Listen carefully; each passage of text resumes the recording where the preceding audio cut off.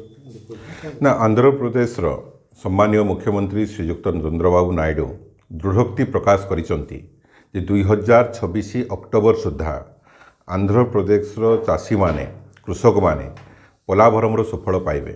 यार अर्थ होची जे निश्चित भाव में ये प्रकल्प को बहुत शीघ्र शेष करा जिवो।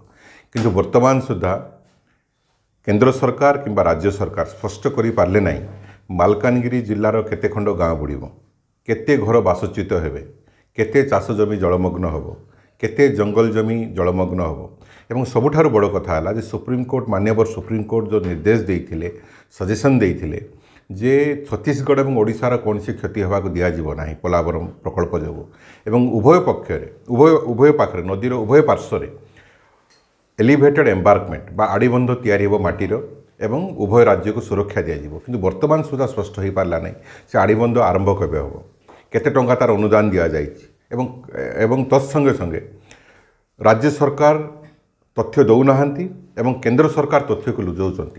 आमे दिल्ली गस्त समय कौन सी डिपार्टमेंट आदिवासी मंत्रालय CWC सेंट्रल वाटर कमिशन परिवेश मंत्रालय जलशक्ति मंत्रालय कहीं मध्य स्पष्ट चित्र देले ना आम डेलीगेशन को एवं समस्त तथ्य लुचेले कारण से संपूर्ण भाव प्रभावित होती चंद्रबाबू नायडू द्वारा जे आंध्र प्रदेश प्रकल्प को शेष करने एवं 12,000 कोटी टंका अनुदान देले जहाद्वारा कि ओडिशा आज संपूर्ण रूपे क्षतिग्रस्त होगा जाऊँगी। मालकानगिरी जिलावासी संपूर्ण भयभीत होती एणुक विजु जनता दल या दृढ़ पदक्षेप नेबा जाऊँगी एवं गोटे निर्णायक लड़े जनवरी मसरू आम प्रस्तुति कार्य आरंभ करूँ।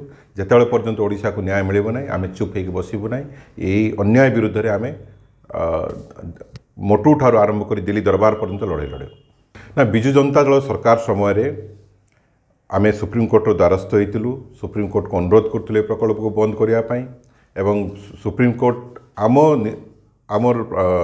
आमर अभियोग अनुसार उभय पक्षरे माटीर आड़ीबंध तैयारी करने निर्देश देइचंती एवं तत्संगे संगे परिवेश मंत्रालय ग्रीन ट्रिब्यूनल या बंद करने निर्देश देइथिले।